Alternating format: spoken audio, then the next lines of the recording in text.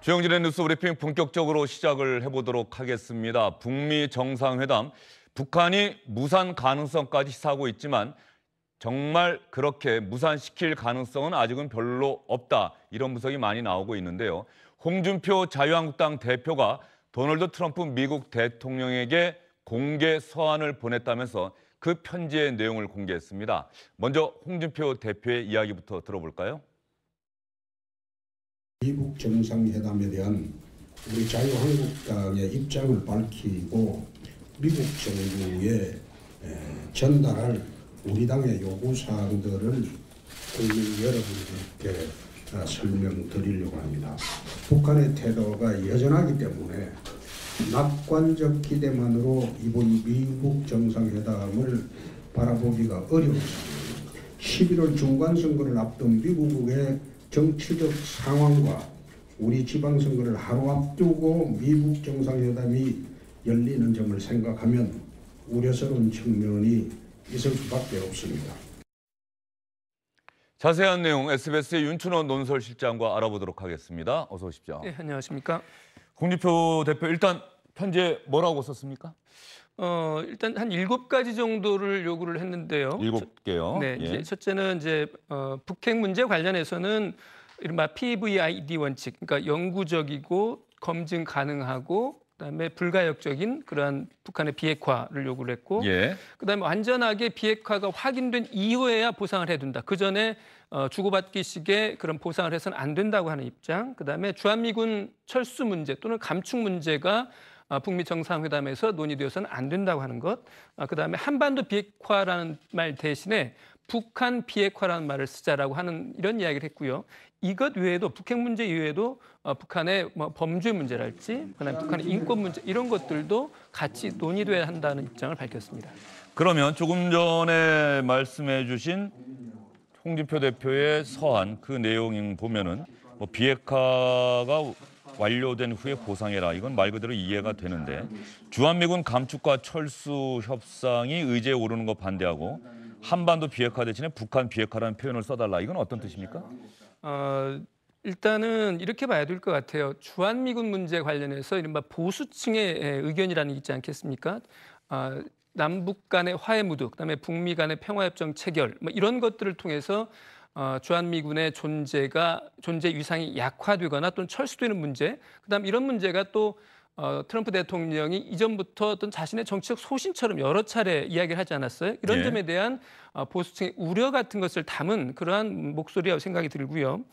그다음에 홍준표 대표가 오늘 말한 것 가운데 저도 상당히 좀 공감을 했던 부분이 있어요. 뭐냐면 미국 정부의 입장에서 봤을 때 성공인 경우가 우리로서는 재앙이 될 수 있다면서 구체적인 예로 미국 본토를 위협하는 이른바 장거리 미사일 ICBM이죠. ICBM을 제거하고 그다음에 북한 핵은 현재 수준으로 동결하는 것. 이것을 이제 미국 정부 입장에서, 그러니까 트럼프 대통령 입장에서 보면 성공이라고 여길 수도 있을 텐데 이렇게 되면은 우리한테는 대단한 재앙이 될 거다라고 했는데, 이런 말은 저는 우리 보수적인 유권자들을 의식하기도 한 말이기도 하지만 일정 부분 우리 국내 여론을 담은 그런 말이라고 저는 생각을 합니다. 북한의 핵이 완벽하게 제거돼야 한다. 그런 주장이라는 거죠? 그렇습니다. 그런데 일부에서는 말이죠. 홍준표 대표, 대한민국 제1야당의 대표가 미국 대통령에게 이런 요구를 담은 편지를 보내는 것. 뭐라고 할까요? 좀 사대적이라고 할까요? 혹시 또 이런 비판이 나올 수도 있지 않겠느냐? 그런 목소리도 있던데 말이죠. 충분히 그럴 수 있습니다. 생각해 보시면 지난해 10월에 홍준표 대표가 미국을 가서 한반도에 전술핵을 다시 좀 재배치해달라고 요구를 했었어요. 그랬죠. 그랬을 때도 너무 저게 사대적인 행태 아니냐라고 하는 비판이 있었습니다.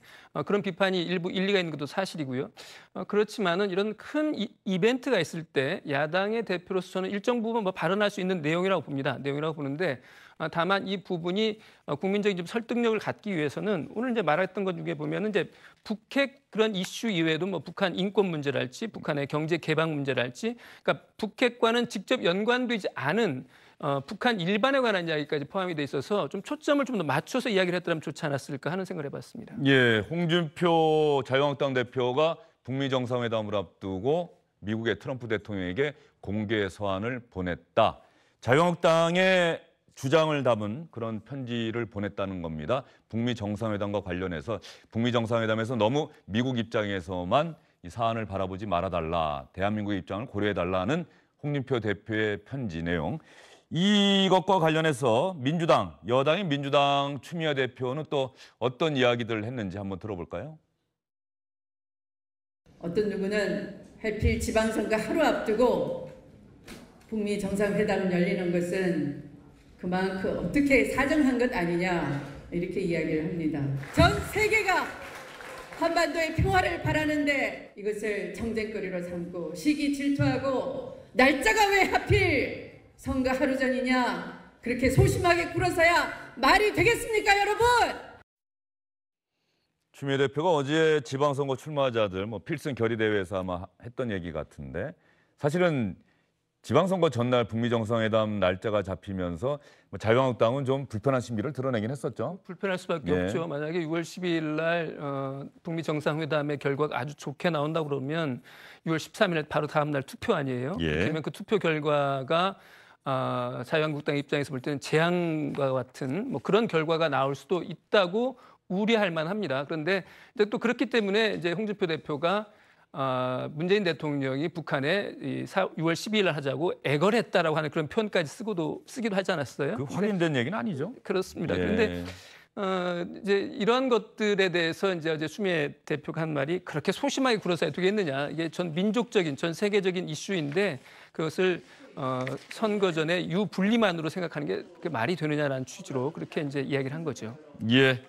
홍준표 자유한국당 대표가 트럼프 대통령에게 공개 서한을 보냈다는 소식 잠시 뒤에 정치 구구단에서도 한번 자세히 다뤄보도록 하겠습니다. 추미애 대표는 한반도 문제를 정쟁의 대상으로 삼아서는 안 된다면서 자유한국당을 비판하는 목소리를 내놓았습니다. 지방선거 관련 소식으로 넘어가 보도록 할까요? 서울시장 후보들 초청하는 중견 언론인들의 모임 관훈클럽 초청 토론회가 오늘부터 시작이 됐습니다. 첫 순서로 박원순 민주당 서울시장 후보가 나왔는데요. 어떤 얘기 했을지 들어보겠습니다.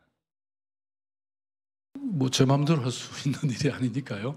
그런데 사실은 만나지 않아도 잘 통하고 저는 있다고 생각합니다. 소통에 있어서는 전혀 문제가 없죠. 옛날 같았으면 찾아가서 아무리 하소연해도 잘 안 풀리던 것들이 지금은 사실 전화 한 통화로도 풀릴 수 있고. 대통령과 전화 통화를 가끔 하신다는 말씀이세요? 대통령하고는 아니고요. 예. 우리 장관들이나. 예. 사실은 그런 어떤 입장이 있었죠. 그런 견해들이 있었죠. 제가 이른바 그런 친문의 지지를 받을 수 있겠는가, 아니면 당에서 저를 지지할 것인가, 이런 우려들이 또 걱정들이 있었습니다만은 지난번 경선을 보면 또 당에서도 많이 지지해 주셔서 그런 이 당원들의 또 도움이 많이 있었습니다. 관훈클럽 서울시장 후보 초청 토론회는 앞으로도 계속됩니다. 28일에는 김문수 자유한국당 후보, 다음 날인 29일에는 안철수 바른미래당 후보가 초청이 됩니다. 그때도 관련 소식을 여러분께 자세히 전해드리겠고요. 박원순 후보, 일단 패널들의 질문은 민주당과의 관계, 특히 문재인 대통령을 지지하는 당원들과의 관계, 이 부분에 좀 집중이 된 것 같습니다. 그렇습니다. 이제 박원순 시장에게는 이제 물어볼 수 있는 게 두 가지겠죠. 하나는 이제 서울시정에 관한 질문이 있을 수 있고, 그다음에 또 한 가지는 이른바 정치적인 이슈로 해서 차기 대권 도전, 그와 관련된 이른바 친문 의원들과의 관계, 그다음에 문재인 대통령과의 관계, 이런 것들에 대해서 이제 유권자들이 관심 있을 만한 사안이니까 오늘 패널들의 질문도 여기에 집중이 된 거죠. 예. 박원순 후보가 보니까 염색도 하고 얼마 전에 새로 그 프로필 사진이라고 하나요? 그 사진 찍은 거를 SNS에 올린 것도 제가 봤는데 눈썹 문신도 예, 자신이 좀 넘쳐 보이는 그런 모습이다, 이런 얘기가 오늘 토론회 마치고 좀 나왔던 것 같습니다. 실제로 그 토론의 모습을 저도 좀 봤는데요. 자신 있어 보이는 모습이었어요. 그럴 수밖에 없는 것이 일단 당내 경선에서 결선 투표 없이 바로 이제 후보로 선출되지 않았습니까? 예. 그리고 보면 친문의 이른바 견제가 있어서 쉽지 않을 거라고 하는 예상도 있었습니다만은 이제 그런 기우를 떨쳐버리고 이제 민주당 후보로 결정이 됐고, 그다음에 지금 나오고 있는 이른바 본선 관련한 여론조사도 보면 압도적인 우세거든요. 이렇게 예. 보면 박원순 시장으로서는 그 어느 때보다도 자신감이 넘치는 그런 때라고 할 수 있겠어요. 예. 박원순 후보가 나오면은 많은 분들이 안철수 바른미래당 후보와의 관계 이런 부분들에 대한 관심이 많은 것 같습니다. 7년 전에 안철수 후보가 서울시장 출마 그 자리를 양보하면서 아름다운 양보다 이런 얘기가 있었는데 7년이 지난 지금 박원순 후보와 안철수 후보는 이제 경쟁 상대가 돼서 경쟁을 해야 하는데요. 이 부분에 대한 질문에 대해서 박원순 후보는 어떻게 얘기했을까요? 물론 저는 우리 안철수 후보와는 참으로 좋은 아름다운 인연이 있었죠. 그런데 이제 세월이 흘러서 지금은 당의 소속도 달라지고 또 나아가는 길도 달라지고 저는 민주당 소속의 후보로서 지금 공천까지 돼 있는데 아까도 말씀드린 것처럼 저는 동지와 적을 나누는 물론 정치에서는 그런 게 있을 수 있겠죠. 그런데 어쨌든 지금 서울시장 선거에서 사실 이렇게 맞붙을 줄은 저는 정말 꿈에도 몰랐습니다. 그런데 아무튼 지금 이제는 서로 상황이 서로 당이 달라져 있으니까 경쟁하는 수밖에 없고 그래서 정정당당하게 정책으로 경쟁해서 시민의 판단을 받겠습니다. 안 후보는 양보하실 줄 알고 나오신 거 아닌가 모르겠습니다. 네.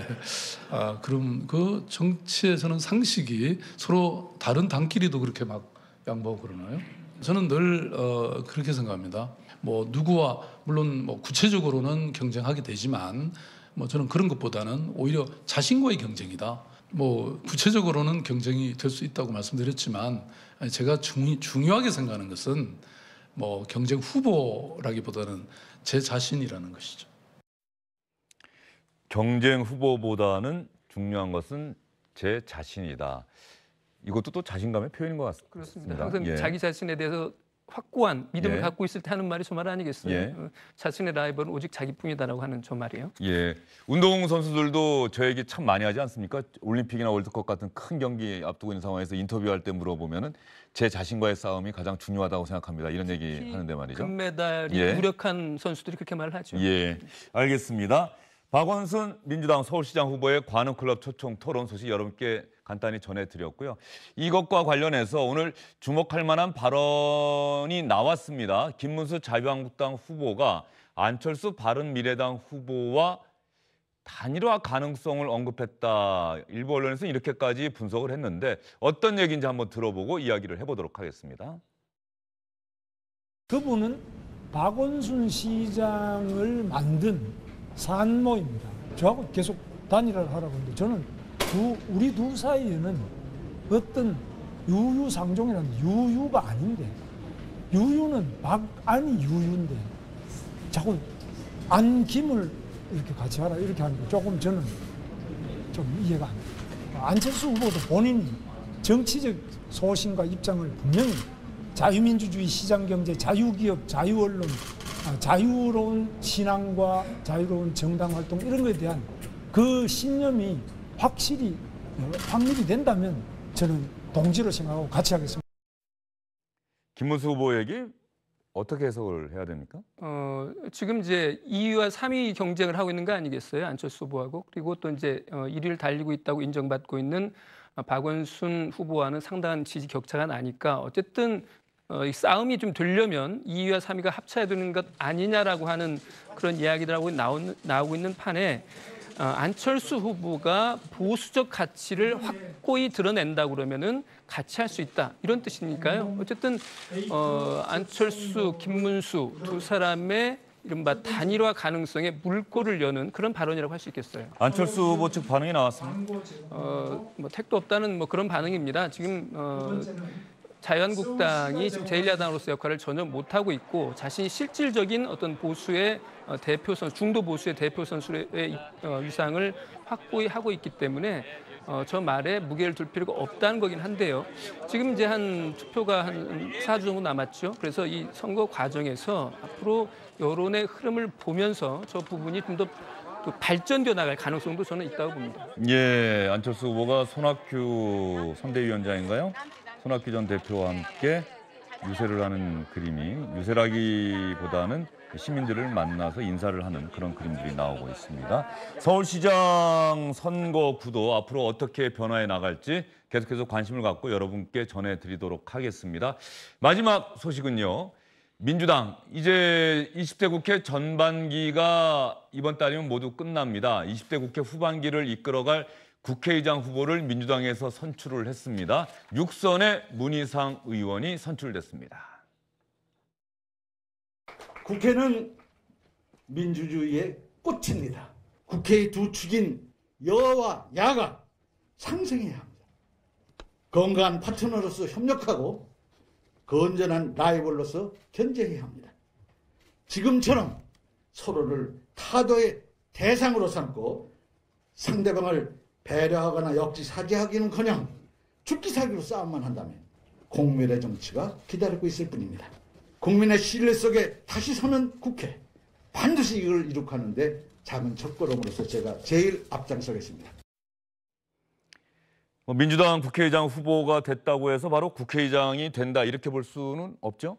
그렇게 단정할 수는 없지만 관례상 제1당에서 이제 의장을 배출하니까요.